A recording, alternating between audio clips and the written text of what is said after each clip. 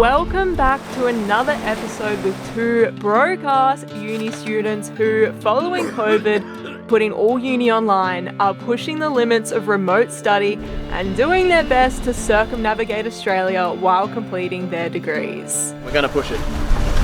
We are currently on our way to the most northern tip of Australia, where we will turn west, keeping Australia to the left. Hopefully a bit more wind kicks in as this sun comes up. This season we've overcome some pretty wild weather, resulting in torn sails and snap steering. But the adventure is only just getting started. We're on some of the most beautiful and exciting stretch of coastline yet. However, the weatherman is saying we're in for a wild one. Man, this is hectic. This right here is episode 14 of season 2, Over the Top. 30 knots! Where did this wind come from?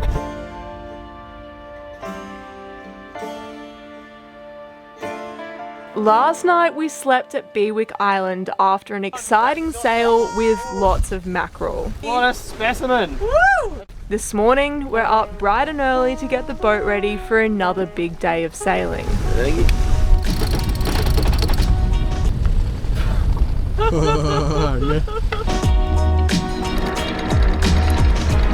We're heading to Flinders Island, Stanley Island. They're two islands really close to each other. I think we will be going to Stanley Island, the one that's on the north side.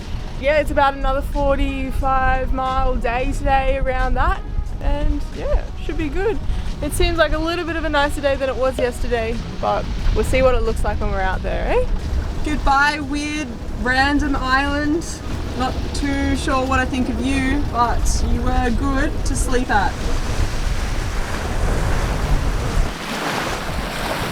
As this stretch of coast has no internet and we're in the middle of a uni semester, we have to be on the move every single day to quickly get to the next point of reception, the Torres Strait Islands.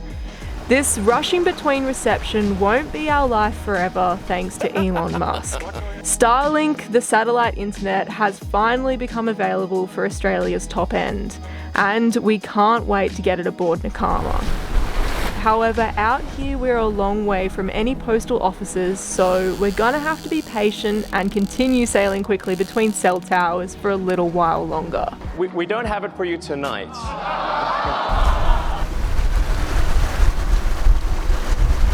That, however long, a couple hundred meters, I don't even know, with all about a shipping yard worth of containers on it, is doing 18 knots currently, and that never ceases to blow my mind. The further we go north, the tighter the shipping channels are to the islands and reef, and you are to cross over them back and forth or run alongside them. We've had a couple of close encounters with ships now because everything's just really tight between the reef and the mainland. So yeah, it's definitely interesting.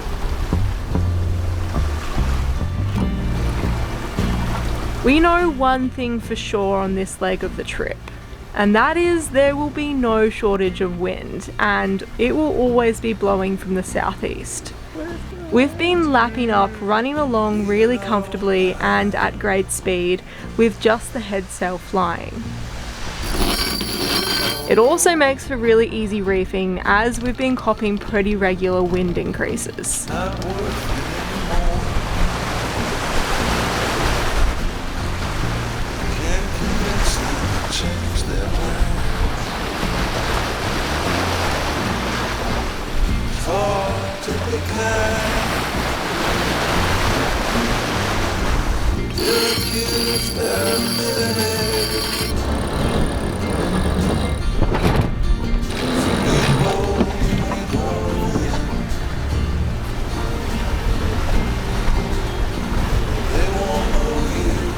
All Simon's caught today is our wind generator.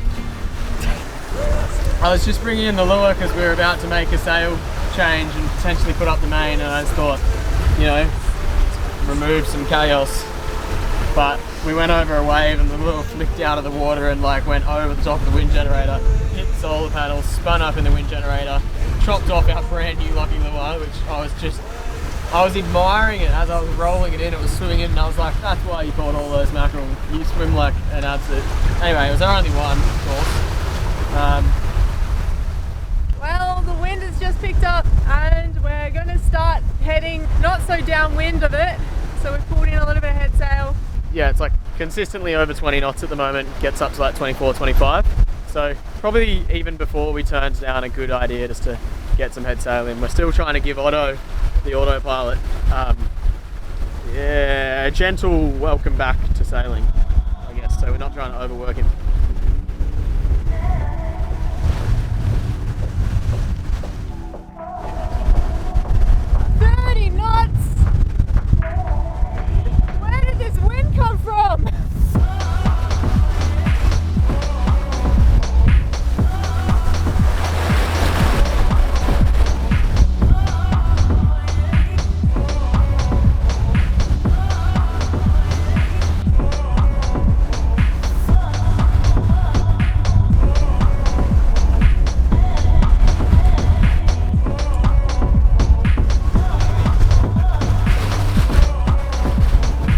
Now this is sailing.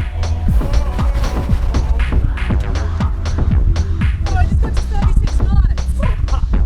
Like, as I was like prop stoked, and then just like 36 knots, you're like, ooh, and then like butt clenches up a little bit. Man, this is hectic.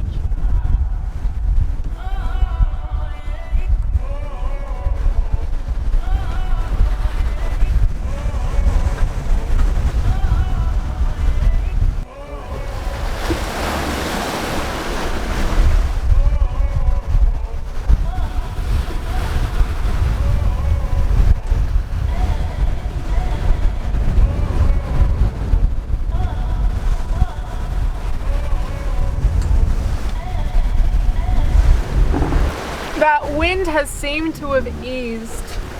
It's quite pleasant again. Man, I don't know where that 36 knots came from. It just like went from, literally we had the calmest morning. I was even doing some editing and it was that calm. I was like, you know what, we can get some work done while it's like this. And then next minute, 36 knots. I don't understand, but anyway. This island looks beautiful, and I'm starting to notice a little bit of red in the rocks. It's super rocky, like some of the ones back there, the whole mountain was just boulders. I've never seen anything quite like it. Whereas this has got that like inland vibe to it, like a west vibe to it. Yeah. It feels like you're out the back of somewhere.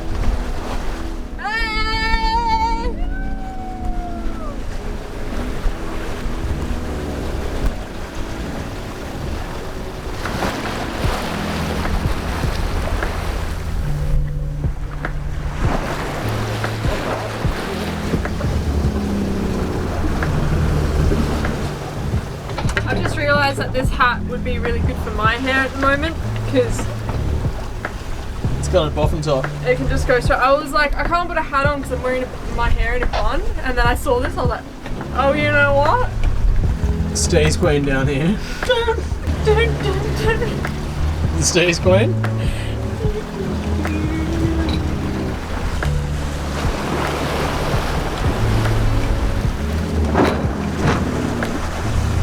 It does look so beautiful. The white sand, I wasn't expecting white sand.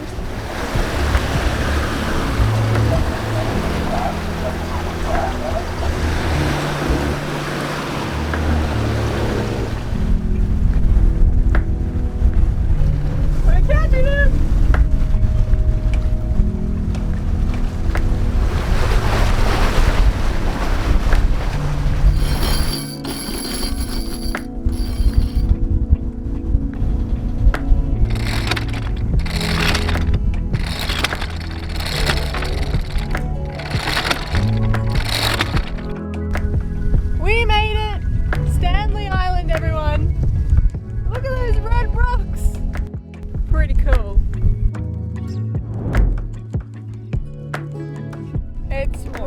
Starting to feel like we're in the middle of nowhere.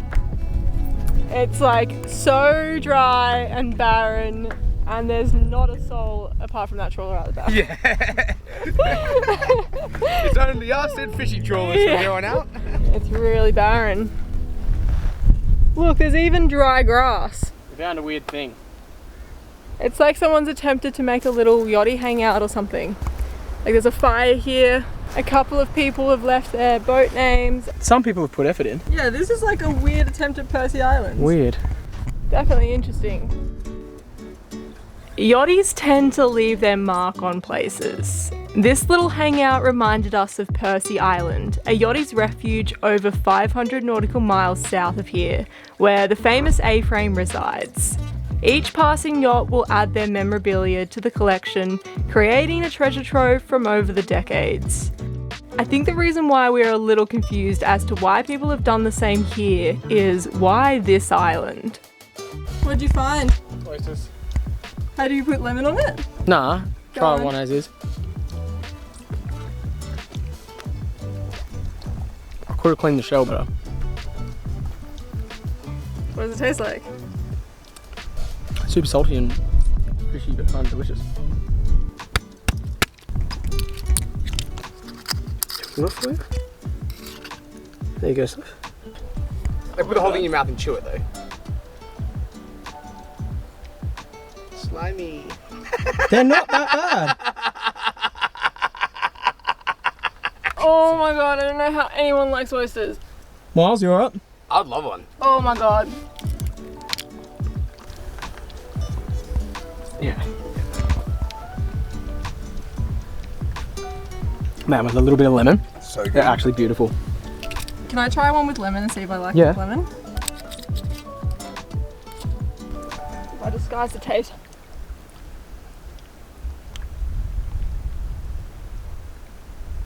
So it turns Soph into Bongaloid. That one was better. Chewing it was better. Well, I've been waiting ages to get these. Like, I even bought a little knife in preparation. Perfect. There you go. Good? Mmm. Delicious.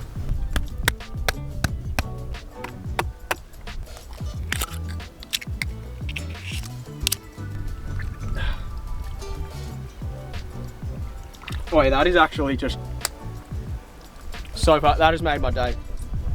I'm struggling to understand why people like oysters. Mate, hunter-gatherer, and I'm not wrestling a crocodile, but I'll wrestle one of those.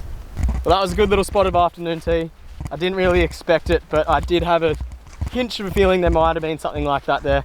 So I'm glad that I did bring the lemon. But lemons are on pretty strict rations too, so that was like a big call using that lemon. I think we've got 1.5 more lemons. But we are going to go get off the beach before we come a crocodile's afternoon tea. Finding these oysters opened our eyes and has sparked our enthusiasm for foraging for food while our rations are wearing thin. We've been planning various recipes and whatnot as we walk back to the tender that we could create with oysters, but a bit of a spoiler, we later found out that oyster harvesting laws in Queensland require you to only consume what you can harvest on the spot. So we can't take the harvest from the location, so our oyster recipes will be thrown on the back burner for a little while. We are off to eat the last of that mackerel at Miles's, and we're all pushing for an early night. We're all pretty buggered. It's been a long couple days sailing and we've got an even longer day ahead of us tomorrow. But the destination should, if it's not too hectic, weather-wise, be all worth it. Anyway, we got a couple Milton mangoes, nice bit of mackerel, and we're off. Another day, another bay. Are you to be trusted to tie up our Yeah, I tender? was just... Someone say what happens. Almost lost my tender 3 times at Lizard Island In 1 week. in 3 days. In 3 days. But I didn't. And if you don't lose your tender, you haven't lost your tender. But it was real close a few times. Knackers did do really well today, and we almost jinxed it on the first day of sailing, and I haven't actually yet spoken about it. Should I speak about it? The autopilot. Otto. Just like the stoner bus driver from The Simpsons, he's a little bit less than reliable.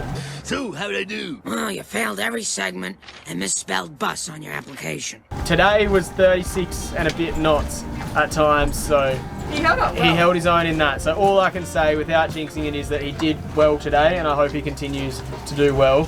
But Otto was part of the team today, and I was grateful for him coming to the party.